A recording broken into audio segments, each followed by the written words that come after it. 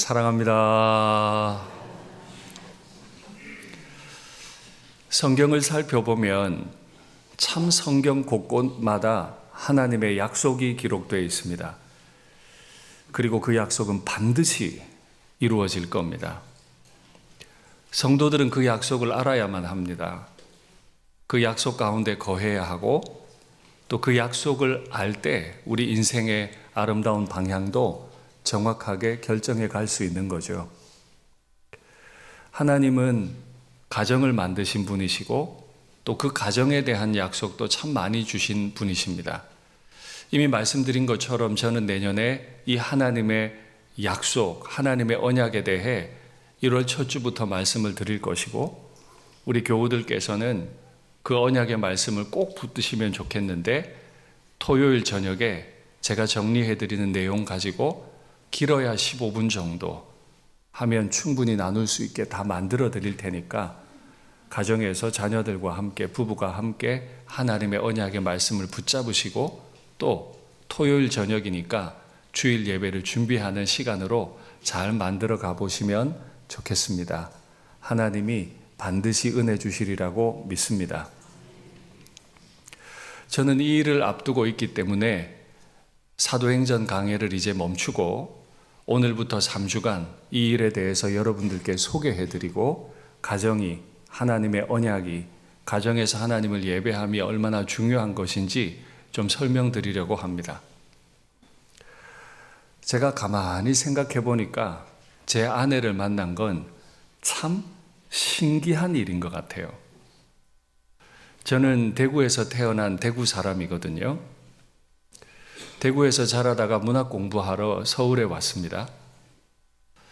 서울에 오면서 사랑의 교회를 꼭 가야 되겠다 생각을 하고 고시원 앞에서 28번 버스를 탔습니다. 그때는 6호선이 완공이 안 될 때였어요. 그래서 28번 버스를 타고 강남역에 있는 사랑의 교회까지 가는데 세상에 돌고 돌아서 가는데 1시간 반이 걸리더라고요. 대구는 끝에서 버스를 타도 반대편 끝까지 가도 1시간 반 안 걸려요. 1시간 반 걸리는 자리 가려면 시외버스 타거든요. 근데 여기는 시내버스를 탔는데 1시간 반을 가더라고요. 너무 지쳤어요. 큰 본당 안에 들어갔는데 예배를 은혜롭게 마치고 동기 모임을 한다길래 남아 있었어요. 동기가 100명이 넘어요. 그러니까 아휴 내가 여기 못 다니겠다. 지친다 정말. 그래서 그냥 고시원 가깝고 학교 가까운 바로 앞에 있는 교회 성복중앙교회라는 곳을 나가게 됐습니다. 제 아내는 그 교회에서 태어나고 자란 사람이에요. 서울에서 태어난 서울 아가씨였고 장인어른은 금강산 아래에서 사셨던 이북분이세요. 전쟁이 나서 내려오셨죠. 제 아내는 5대째 신앙입니다. 제 아내의 아버지, 제 장인어른과 처조모님 이 두 분이 이천석 목사님, 한월산 기도원 세우신 그 이천석 목사님과 함께 성복중앙교회를 개척을 하신 분이에요. 대구에서 나고 자란 저와 서울에서 나고 자란 제 아내가 한 교회에서 만나 결혼한다는 거 남들이 보면 다 그래. 혹은 우연이야. 아니요. 그렇지 않습니다. 무슨 뜻인지 모르겠는데 아담에게 하와를 이끌어 오시듯 하나님은 저희 두 사람 서로에게 서로를 이끌어 오셨다고 저는 분명히 믿습니다. 한 번은 그날 그곳에서 예배를 마치고 내려오는데 그때 담임 목사님은 총신대학교 초대 총장 김의환 목사님이셨어요. 할아버지 목사님이시죠. 머리가 하얘지신 이제 은퇴를 앞두신 목사님이신데 이분이 예배를 드리고 성도들하고 우르르 내려오시던 중에 계단을 올라가고 있던 제 아내를 마주치셨어요. 저는 밑에서 그 장면을 보았는데 목사님이 제 아내를 보시더니 막 어쩔 줄을 몰라 하시더니 제 아내 볼에다 뽀뽀를 하시더라고요. 대학생이었는데 제가 밑에서 그 모습을 이렇게 쳐다보다가 도대체 저 아가씨는 어떻게 신앙생활을 했길래 목사님이 저렇게 좋아하시나. 하고 관심을 가졌죠. 그리고 제 거 만들었죠. 이렇게 만난 거 생각해 보면 참 신기해요. 근데 같이 살고 있는 건 더 신기해요. 요즘 유행하는 성격 유형 검사에서 제 아내는 ESTJ입니다. 외향적이고 매우 꼼꼼하고 주도적입니다. 그러니까 사실 목회자의 아내로 제 뒤 따라다니고 있는 듯 없는 듯 그림자 같이 그렇게 부름받은 인생이 아니에요, 성격적으로. 근데 저는 INFP거든요. 무슨 뜻이에요, 그거? 예, 저는 INFP. 내성적이고 지 마음대로고 어제 이 생각했다가 오늘 전혀 딴 생각하고 어제 했던 생각은 하나도 기억이 안 나는 그게 저거든요. 둘이 하나도 안 맞죠. 그런데 이번 달로 22년 8개월 한 번도 다투지 않고 지금까지 살고 있습니다. 만난 것도 신기하고 이렇게 둘이 살아가는 것도 신기하고 이게 어떻게 가능해요? 믿음의 사람들이 가정을 떠올릴 때 꼭 기억해야 될 게 두 개가 있습니다. 첫째, 부부는 스스로 만난 게 아니고 하나님이 이끌어 오셔서 하나님이 중매하셨다. 우리 부부를 중매한 분이 하나님이라고 믿는 겁니다. 두 번째, 왜 붙여 놓으셨을까요? 왜 붙여 놓으셨을까요? 둘이 앉아서 하나님 생각 많이 하고 하나님을 예배하는 가정 만들라고 우리 둘을 붙이셨다. 이렇게 생각하시는 게 믿음의 가정의 원리입니다. 이 이야기를 제가 당분간 하려 합니다. 혹 이런 설교를 들으시면 너무 낙심하지 마세요. 목사님, 제 남편이 안 믿어요. 목사님 설교 듣기가 너무 괴롭습니다. 싫은 게 아니라 우리가 그럴 수 없어서 너무 괴롭습니다. 가정 예배 드릴 수 없어 괴롭습니다. 맞아요. 그러나 기도하십시오. 하나님 반드시 이루실 겁니다. 목사님, 내 아들 내 딸 공부한다고 멀리 떠나 있습니다. 그래서 만들어주신 게 줌이잖아요. 그래서 만들어주신 게 카카오톡 영상통화 아니에요? 그거 켜놓고 같이 하나님 나누면 됩니다. 할렐루야. 다 됩니다. 기도하시고 결단하시고 하나님이 도우실 걸 믿고 시작하시면 됩니다. 오늘 시편의 표제는 다윗의 시 곧 성전에 올라가는 노래라고 되어 있습니다. 그러니까 오늘 짧은 이 석절을 읽으실 때 반드시 다윗의 마음으로 읽으셔야 돼요. 다윗은 하나님의 성전을 너무너무 짓고 싶어 했던 사람이죠. 왜요? 거기서 예배하며 기뻐 춤추고 싶었어요. 그 마음으로 우리는 오늘 성전에 왔죠. 그런데 다윗의 시 곧 성전에 올라가는 노래라고 정해놓고 그 시의 내용은 이렇게 시작합니다. 보라, 형제가 연합하여 동거함이 어찌 그리 선하고 아름다운고. 그 마음으로 우리의 가정을 바라보셔야 돼요. 다윗의 마음으로 성전을 지어드리고 그 성전 안에서 예배드리기를 원했던 그 다윗의 마음으로 우리 가정을 보려는 거예요. 보니까 형제가 연합하여 동거함이 어찌 그리 선하고 아름다운고. 형제가 연합한 게 선하고 아름다운 거 맞습니까? 애들 길러보니까 사춘기 전까지는 그래도 뭐 괜찮아요. 애들 같이 연합해서 이렇게 둘러 앉아 있는 거 보고 있으면 마음 따뜻하고요. 선하고 아름다워 보여요. 그런데 사춘기만 들어도요. 별로 안 이뻐요. 가정예배 드리자고 부르면 애들 부모님들 눈치 봐야 될걸요. 바빠요. 빨리 끝내요. 뭐 이런 거 또 해요. 내일 예배 드릴 건데. 뭐 이런 식이겠죠. 그러니까 연합하여 동거하는 게 마음 편치 않아요. 어제 교회에서 큰 행사가 2개가 있었잖아요. 은퇴식, 북토크쇼. 외부에서 손님들이 오셨기 때문에 저보고 대접하라고 간사님이 딸기를 예쁘게 씻어서 주셨어요. 세상에, 와, 너무 맛있는 거예요, 딸기가.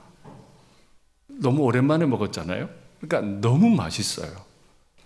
제가 수년 동안 그런 일이 없는데 이게 너무 맛있으니까 도저히 안 되겠더라고요. 집에 들어가면서 과일집을 갔어요. 세상에, 제가 과일집을 다 갔어요. 과일집 가서 딸기를 사들고 집에 들어갔습니다. 제가 왜 딸기 사들고 집에 갔을까요? 더 먹고 싶어서? 아니라는 걸 아시네요. 더 먹고 싶어서는 아니었어요. 왜 사갔을까요? 그렇죠. 다 똑같네요, 마음이. 맛있는 걸 먹었는데 세상에 딸기 너무 비싸더라고. 사들고 갔는데 기쁘지 않았어요. 애들이 너무 커서 딸 셋 중에 둘은 공부한다고 가서 안 들어오더라고요. 한 녀석이 집에 있는데 우와, 딸기다 하고는 다시 방으로 가요. 왜냐하면 언니랑 동생이 아직 집에 없어서 열지 않을 게 분명하거든. 어릴 때는요, 딸기를 보면 우와, 딸기다, 지금 바로 주는 줄 알고 식탁에 앉아서 제비 새끼가 입 쫙쫙 벌리듯 언제 주냐고 기다리고 있는 재미가 있는데 애들이 크니까 재미가 없어요. 어제 제가 사실 양치도 못하고 잠들어 버렸거든요. 저녁 먹고. 애들이 다 먹었는지 안 먹었는지도 모르겠어요. 다시요. 애기들이 어릴 때는 형제가 연합하여 동거하는 게 선하고 아름다워 보이는데 좀 더 크면 머리가 커져가지고 별로 아름다워 보이지 않을 때도 있습니다. 자기 주관 확실히 말하고요. 그런데도 하나님은 말씀하세요. 믿음의 가정은 형제가 연합하여 동거해야만 하고 그 모습이 선하고 아름답다. 물론 이 이야기는 성도들 간의 관계도 충분히 설명이 됩니다. 우리가 볼 때 선하지 않고 아름답지 않아도 하나님이 선하다고 하시고 하나님이 아름답다고 하시면 반드시 그런 겁니다. 또 그걸 꿈꿔야 돼요. 하나님이 사실 얼마나 형제들이 연합하기를 원하셨는지 법을 통해 가르쳐 주셨어요. 그리고 우리는 그 법을 지켜야만 하죠. 확인할까요? 형제들이 함께 사는데 그중 하나가 죽고 아들이 없거든. 와, 결혼한 형제들이 한 집에 살았네요. 근데 한 형제가 아들 없이 죽어버렸어요. 그 죽은 자의 아내는 나가서 타인에게 시집가지 말 것이요, 그의 남편의 형제가 말하자면 말하기 편하게 형수라고 하죠. 형수에게 들어가서 그를 맞이하여 아내로 삼아 그의 남편의 형제된 의무를 그에게 다 행할 것이요. 이게 무슨 말도 안 돼. 그런데 하나님 법이에요. 물론 지금은 농경사회 아니고 도시사회니까 한 지붕 아래 살 수는 없어요. 그러나 원리는 같아요. 결혼해서 떨어졌다 하더라도 하나님이 멀리 살던 두 사람을 부부로 뭉치신 것처럼 하나님이 그 두 사람이 결혼해서 두 아이들을 낳고 이 두 아이들이 출가했다 하더라도 하나님이 붙여놓은 형제라는 걸 잊어서는 안 돼요. 부부가 연합하듯 형제들은 서로 죽을 때까지 연합을 해야 되는데 어디까지 연합하래요? 형제가 먼저 죽어서 그 가족이 소망을 잃었을 때, 당시 여성들은 남편이 죽게 되면 거지가 되거나 몸을 팔아야 살아갈 수 있었습니다. 형수가 그렇게 되거든 너 다 책임져야 된다. 네 평생 네 형수 책임져야 된다. 이게 하나님이 가정을 바라보시는 기준이에요. 거기에 내가 이걸 원합니다, 원하지 않습니다 라는 건 중요하지 않아요. 하나님의 법이에요. 근데 만약에 나는 이제 결혼해서 독립했으니까 관심 없습니다 하시면 안 돼요. 간혹 창세기 2장을 악용합니다. 남자가 그 부모를 떠나 아내와 연합해서, 부모를 떠나라고 명령하신 분이 왜 형제가 한 집에 사는 얘기를 하죠? 그건 그런 뜻이 아닙니다. 제가 내년에 창세기 2장을 설교할 때 그때 좀 구체적으로 말씀드리기로 하고요. 만약에 형수가 그렇게 됐는데 동생이 그걸 책임지지 않으려고 하면 어떻게 될까요?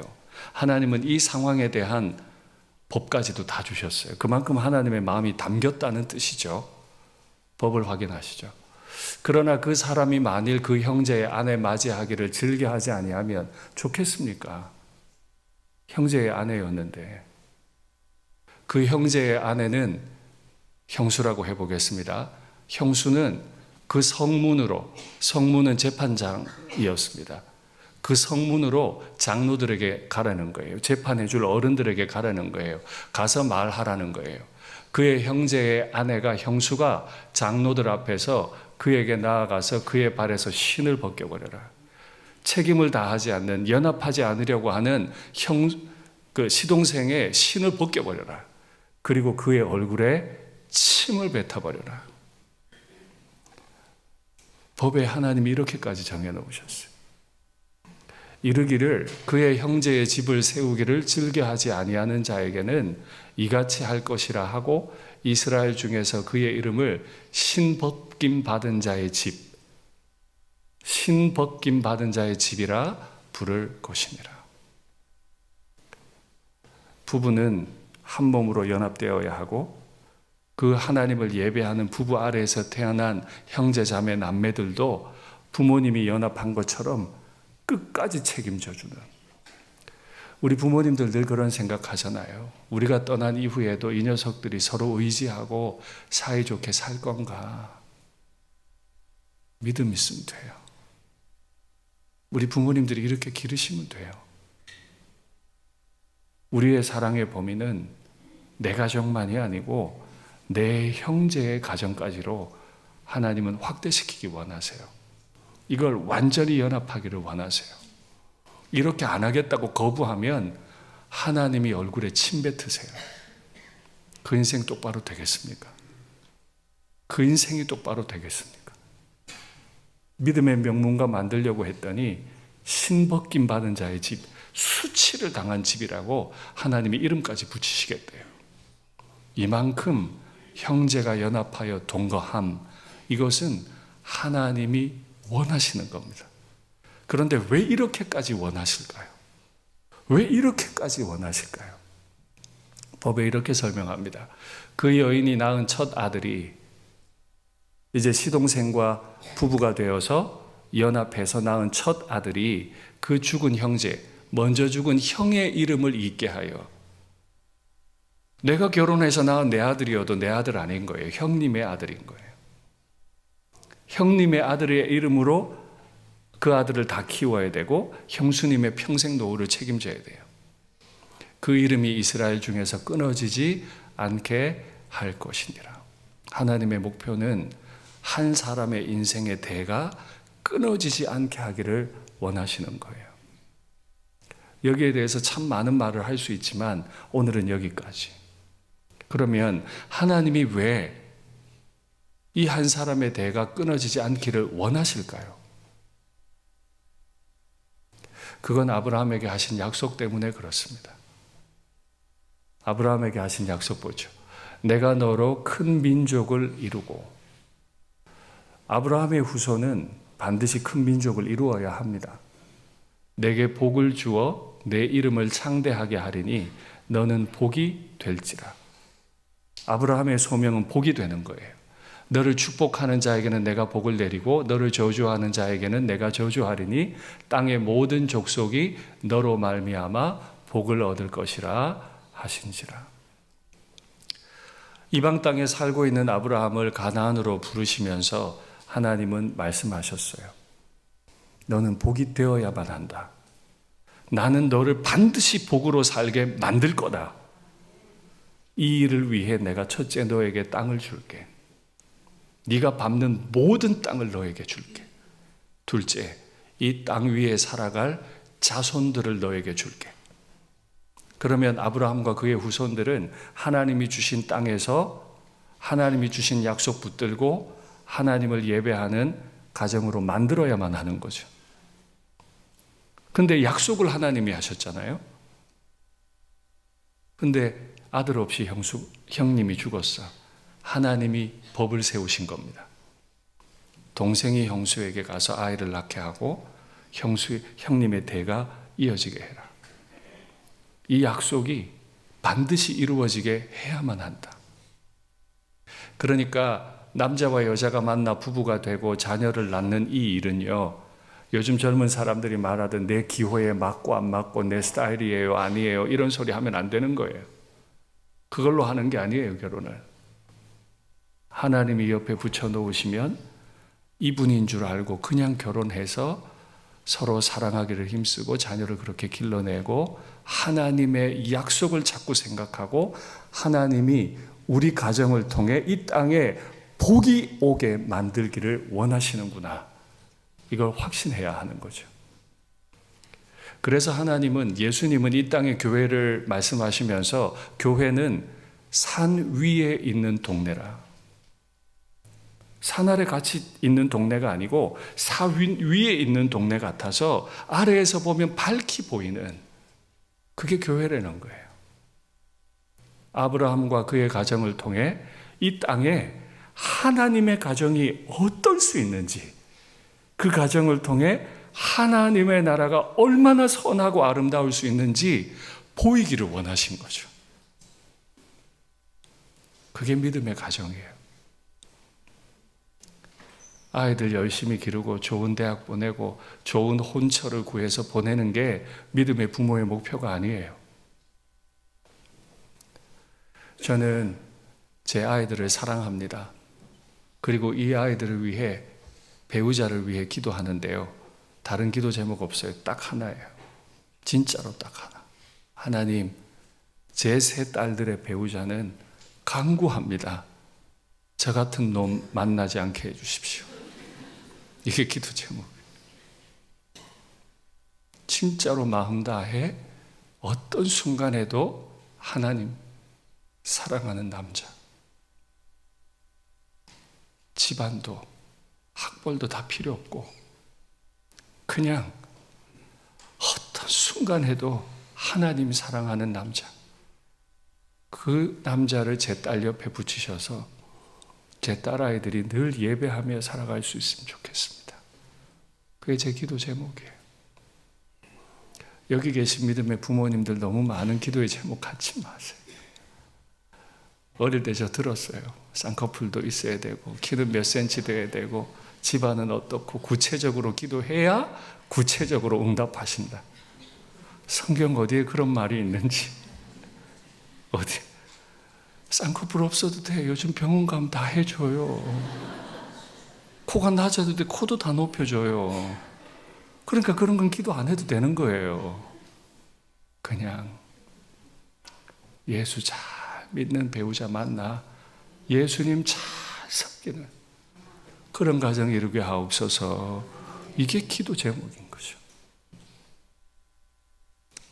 하나님이 이 아름다운 가정을 아름다운 비유로 설명을 하셨는데, 형제의 연합이 얼마나 아름다워야 하는지, 어느 정도라야 하는지, 그 결과는 무엇인지를 오늘 본문에서 이렇게 설명했습니다. 머리에 있는 보배로운 기름이 수염, 곧 아론의 수염에 흘러서 그의 옷깃까지 내림같고 헐몬의 이슬이 시온의 산들에 내림같도다. 먼저 첫 번째 비유입니다. 머리에서 기름이 흘러내려 수염을 탔는데 이 수염이 옷깃까지 내렸다. 아론의 대제사장 위임식을 설명하는 겁니다. 제사장으로 위임받을 때 머리에 감람유를 붓거든요. 그러면 이 감람유가 머리털과 완전히 하나가 되죠. 머리털 안으로 다 새어 들어가죠. 그리고 흘러내려 수염을 적시고 옷깃까지 적십니다. 대제사장의 머리에 기름을 붓는 건 성령의 충만을 의미할 뿐만 아니라 그 향기로 인해서 그의 품위를 지극히 높이는 행위입니다. 대제사장의 품위를 높여요. 또 이스라엘은 멀리서 손님이 여행하다가 자기 집에 오면 머리에 기름을 부어줍니다. 피로를 씻으라고. 그 향기로 피로를 잊어버리라고 기름을 부으면 머리털과 기름이 완전히 하나가 돼요. 손님을 존중하는 겁니다. 두 번째 비유. 헐몬의 이슬이 시온의 산들에 내림 같도다. 헐몬은 여러분 잘 아시는 대로 이스라엘 북쪽에 있는 아주 높은 산입니다. 3,000m 조금 안 됩니다. 백두산만큼 높은 산입니다. 근데 그 산이 이스라엘 북쪽에서, 그러니까 가장 북쪽에서 그 좀 아래로 30km를 그렇게 높이 산이 서 있어요. 엄청나죠? 근데 바로 서편에 지중해라고 하는 큰 바다가 있거든요. 이 지역은 굉장히 덥기 때문에 지중해의 습기, 고온 다습한 습기가 막 수증기가 일어나다가 동편으로 옮겨가는데 산이 너무 높으니까 산에 걸려서 이 공기가 넘지를 못하고 이슬로 내려요. 이스라엘은 우기가 있고 건기가 있거든요. 우기 때는 비가 쏟아져서 그 비로 살아요. 건기 때는 온 땅이 바짝 말라버리는데 농작물이 살 수가 없는데 헐몬에 걸려버린 그 습기가 온 땅을 이슬처럼 내리는데 설명해 보면 비가 내리듯 내린대요. 비가 아닌데 이슬인데 비만큼 많이 내린대요. 그 헐몬의 이슬이 시온의 산들에 내리니까 말랐던 땅들이 그 습기 이슬과 완전히 하나가 돼버리는 거죠.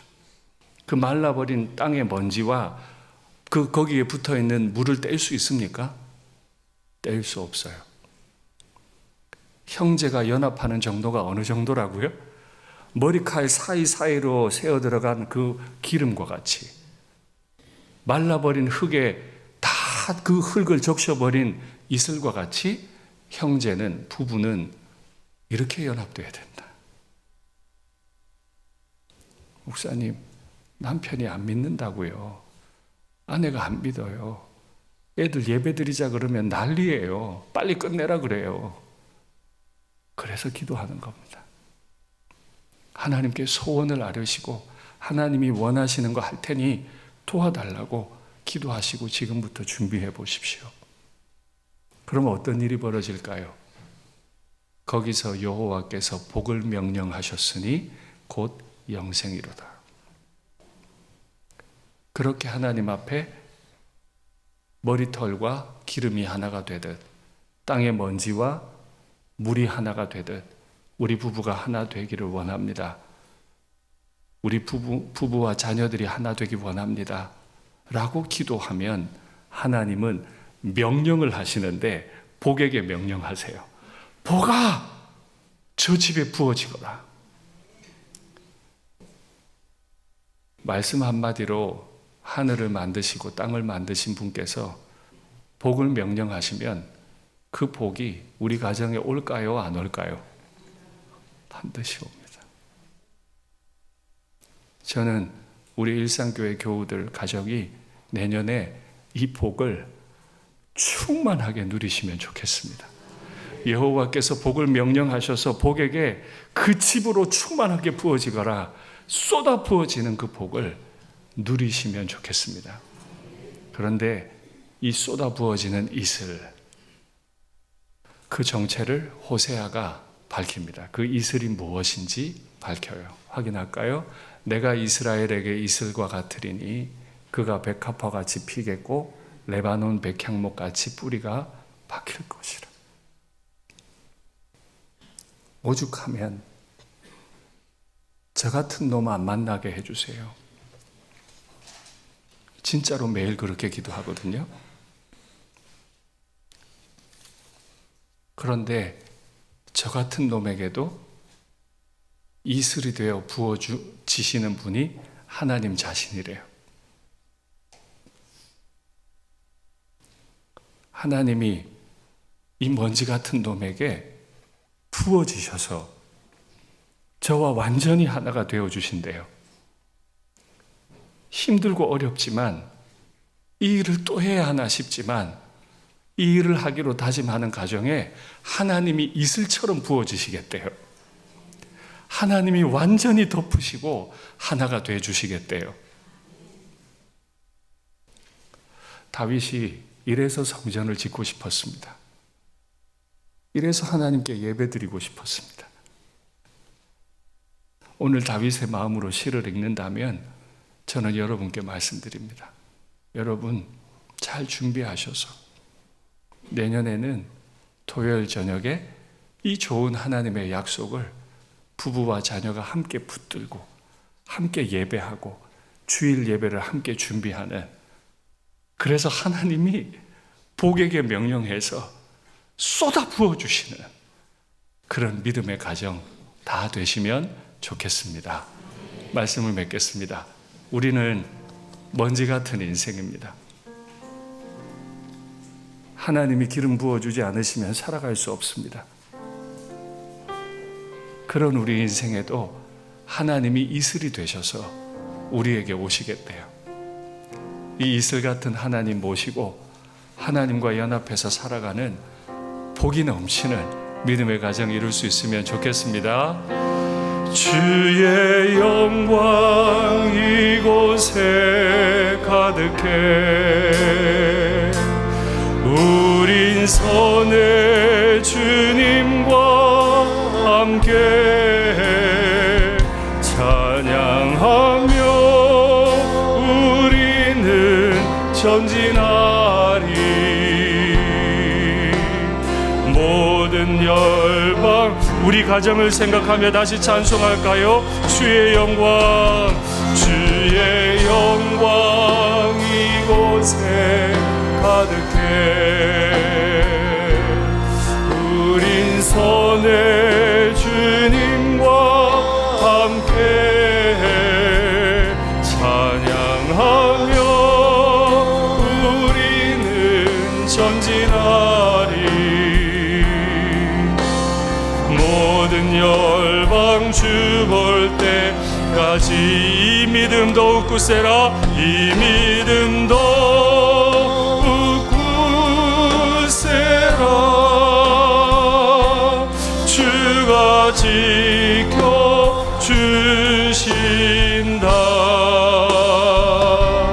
어두운 밤에도 주의 밝은 빛 인도하여 주님이 뜻하신 일 헤아리기 어렵더라도 주님이 뜻하신 일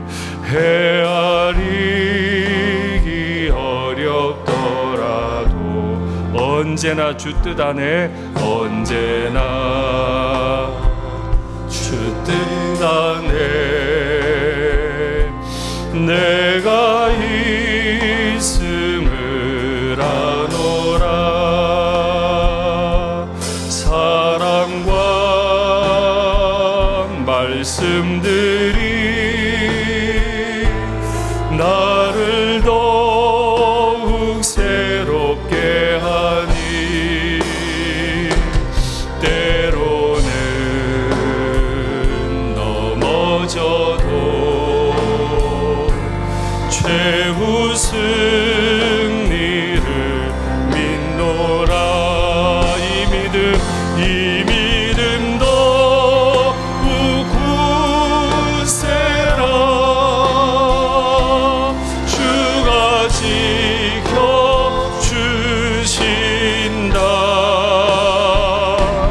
어두운 밤에도 주의 밝은 빛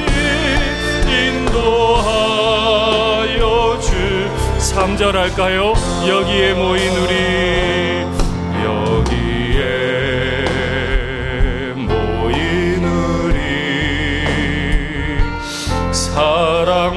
사랑받는 주의 자녀라. 주께서 뜻하신 바 우리 통해 펼치신다. 아멘. 고통과 슬픔 중에 주님 의지하오니. 아멘. 어려움 이겨내고 주님 더욱 잘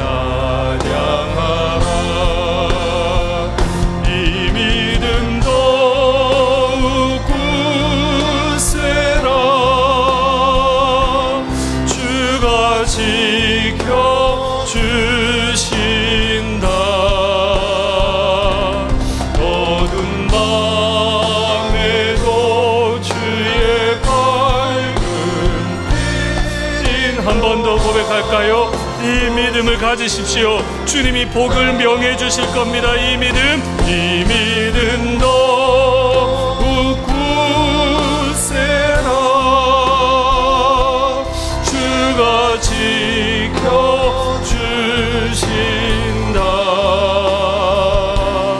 어두운 밤에도 주의 밝은 빛 인도하여 주신다. 잠시 눈을 감을까요? 오늘 말씀을 통해서도 확인하셨지만 주님의 뜻하신 일 헤아리기 참 어렵죠. 그런데 이 일만이겠어요? 원수를 사랑하라니요, 오리를 가자면 심리를 가라니요, 속옷을 달라면 겉옷을 달라니요, 주라니요. 이 죄인을 위해 십자가에서 죽으셨다니요. 2000년 전 예루살렘 사형수의 죽음이 나의 구원이 된다니요. 주님이 뜻하신 일 중에 헤아리기 어렵지 않은 거 있습니까? 다 어렵습니다. 왜 이 죄인을 이렇게 사랑해 주시는지, 왜 이 죄인의 가정을 이렇게 지켜주시는지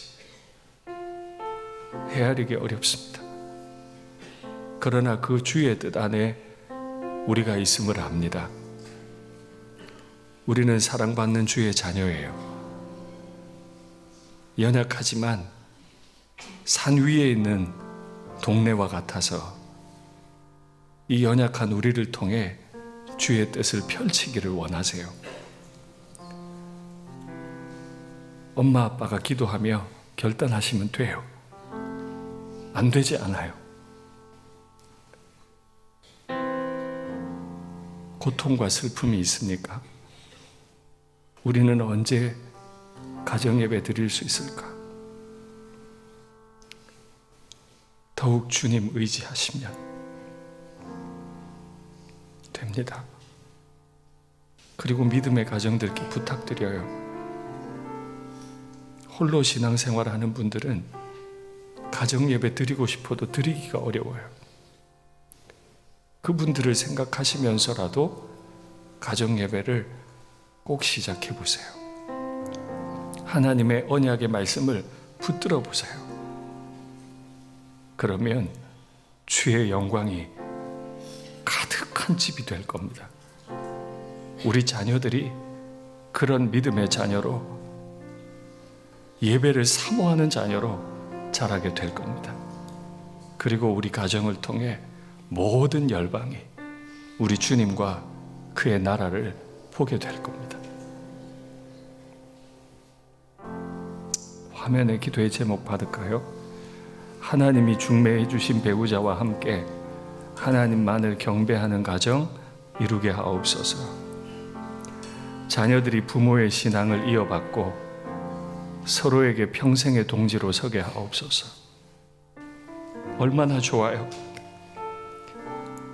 내가 이 세상을 떠나도 제 딸들 셋이 서로 책임져주고 의지하고 연합하는 모습을 제가 본다면 얼마나 좋을까. 믿지 않는 가족들도 속히 불러주시옵소서. 하나님의 복을 누리게 하옵소서. 이제 시험 점수를 받아든 우리 입시생 자녀들, 그 부모님들 얼마나 두려울까. 담대함과 소망 주시고 청년들에게는 믿음의 배우자를 이끌어와 주시옵소서. 주님 간절히 부르고 같이 기도하겠습니다. 주여, 사랑의 하나님 아버지, 하나님이 나의 배우자를, 나의 아내를 중매하셨음을 내가 믿습니다. 중매자가 하나님이신데 내가 내 아내를 사랑함으로 하나님을 사랑하게 하옵소서. 하나님이 뜻이 있어 내 아내를 내 곁으로 이끌어 오셨을 때 하나님 이렇게 내 하나님만을 경배하는 가정이 되게 하옵소서. 우리 부부를 하나로 부르셨고 원래 재료가 하나였는데 하나님 내가 나누어지지 아니하도록 내 아내를 뜨겁게 사랑하도록 온전히 연합하도록 주님이여 은혜를 베풀어 주옵소서. 그래서 우리 가정은 하나님만을 예배하는 가정이 되기를 원합니다. 하나님만 찬양하는 가정이 되기를 원합니다. 자녀들이 부모님들의 신앙을 이어받는 가정이 되기를 원합니다. 부모님들이 이런 믿음의 모범을 보일 수 있기를 원합니다. 하나님, 이 가정 가운데서 우리 사랑하는 자녀들이 서로에게 평생의 동지로 서는 은혜가 있도록 아버지 복을 허락해 주시옵소서. 우리에게 이런 형제가 되게 주여 도와주시옵소서. 믿지 않는 가족들 있습니다. 그래서 이 설교 듣기가 마음이 너무 어려울 수도 있겠습니다. 하나님, 마음의 소원을 주시옵소서. 은혜를 주시옵소서. 믿지 않는 가족들도 속히 불러 주시옵소서. 홀로 앉아 드리는 가정 예배에도 은혜를 주실 뿐 아니라 속히 가족이 하나 되게 하여 주시옵소서. 그래서 그 가정에도 하나님이 복을 명하여 주시옵소서. 사랑의 아버지, 이제 점수를 받아든 우리 입시생 자녀들, 그 부모님들 마음을 평안하게 하시고 하나님의 인도하심을 믿게 하시고 담대함과 소망 부어주시기를 간절히 원합니다. 하나님, 우리 청년들 자기 시선에 맞는 배우자 고르려고 애쓰지 않게 하시고 믿음을 가진 형제와 자매와 함께 아름다운 결혼생을 감당할 준비를 하게 하옵소서. 기도하게 하옵소서. 하나님이 끌어와 주시옵소서. 아름다운 연합의 복을 누릴 수 있는 우리 자녀들 다 되게 주님 도와 주시옵소서.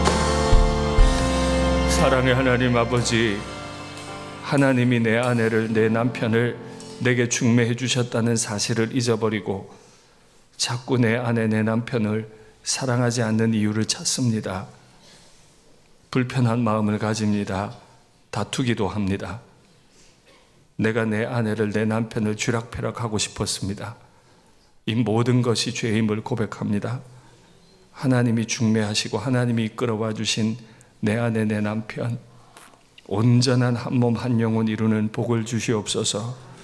우리 자녀들도 이렇게 서로 연합할 줄 알게 하시고 우리 부모님과 자녀들이 함께 연합하는, 그래서 헐몬의 이슬이 시온의 산들과 내림 같은 그런 온전한 하나를 이루게 하셔서 우리 가정 하나님이 복을 쏟아부어 주시는 가정이 되게 하옵소서. 아직 예수님을 알지 못하는 배우자 때문에 눈물의 기도를 드리는 성도들, 주님 간절히 간구하니 올해가 가기 전에, 아니 내년 안에라도 주님, 예수님 믿고 가정 예배 드릴 수 있는 가정 되게 도와주시옵소서.